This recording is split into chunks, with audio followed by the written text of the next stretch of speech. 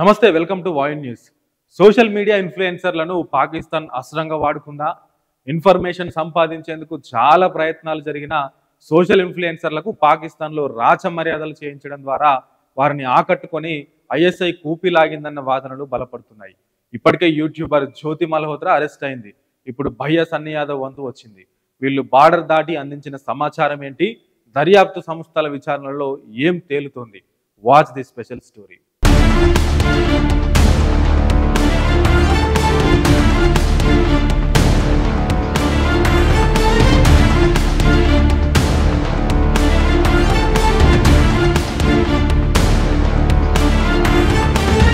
భయ్యా సన్నీ యాదవ్ను ఎన్ఐఏ అదుపులోకి తీసుకుంది. పాకిస్తాన్కు 4 సార్లు వెళ్లిన సన్నీ అక్కడ ఏం చేశాడు, ఎక్కడ తిరిగాడు, ఎవరితో మాట్లాడాడు, ఇవన్నీ వివరాలు రాబట్టే ప్రయత్నాల్లో ఉన్నారు.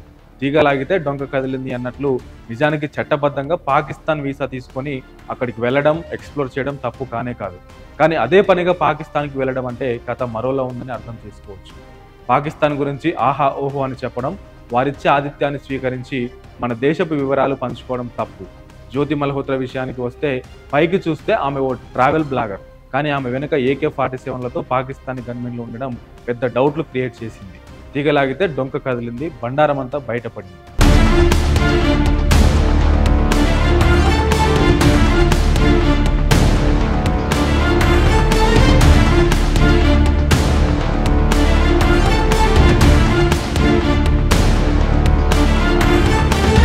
మే 8న భారత సమాచార ప్రసార మంత్రిత్వ శాఖ పాకిస్తాన్లో ప్రొడ్యూస్ అయిన పాక్కు చెందిన అన్ని రకాల డిజిటల్ కంటెంట్ను భారత్లో బ్యాన్ చేసింది.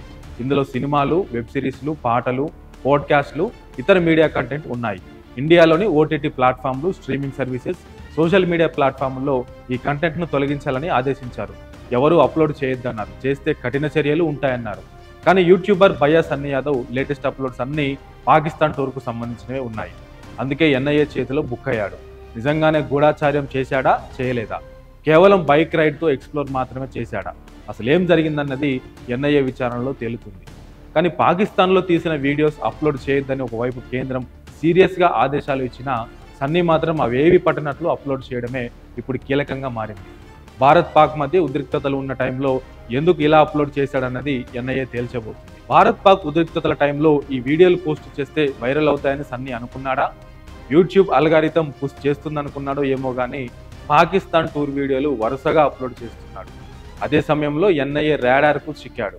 కేంద్ర ప్రభుత్వం వద్దన్న పని చేయడంతో ఇప్పుడు ఇరుక్కున్నాడంటున్నారు. భయ్యా సన్నీ యాదవ్ ఇటీవలే పాకిస్తాన్లో బైక్ రైడ్ పూర్తి చేశాడు. అక్కడే 2 నెలల దాకా ఉన్న సన్నీ యాదవ్ టూర్ వీడియోలను యూట్యూబ్లో పోస్ట్ చేశాడు.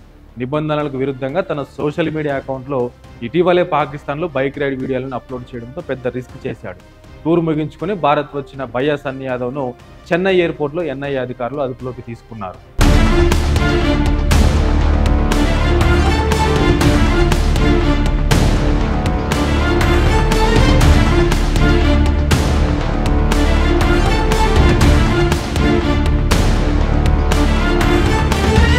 యూట్యూబర్ జ్యోతి మల్హోత్రాను ఇదే డౌట్తో ఇప్పటికే అరెస్ట్ చేసి విచారణ జరుపుతున్నారు.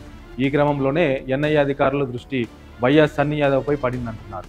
కొద్ది రోజుల క్రితం SIA అధికారుల సమాచారంతో స్పెషల్ బ్రాంచ్ పోలీసులు సన్నీ స్వగ్రామం సూర్యాపేట జిల్లా నూతనకల్ మండలం చిలపకుంట్ల గ్రామానికి వెళ్లి ఆయన ఇంట్లో సోదాలు నిర్వహించినట్టు కూడా ప్రచారం జరిగింది. భయ్యా సన్నీ యాదవ్ పాకిస్తాన్కు మొత్తం 4 సార్లు వెళ్లాడని గుర్తించింది. ఎన్నిసార్లు ఎందుకు వెళ్ళొచ్చాడన్నదే ఇప్పుడు కీలకంగా మారింది.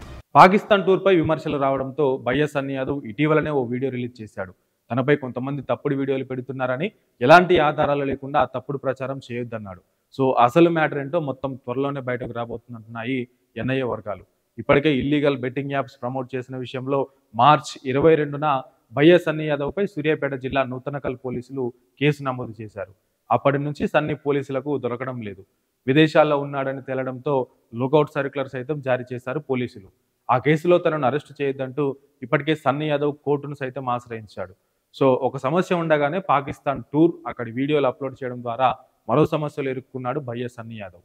మరి పాక్ రైడ్ వెనక అసలు మ్యాటర్ ఏంటో వేచి చూడాలి.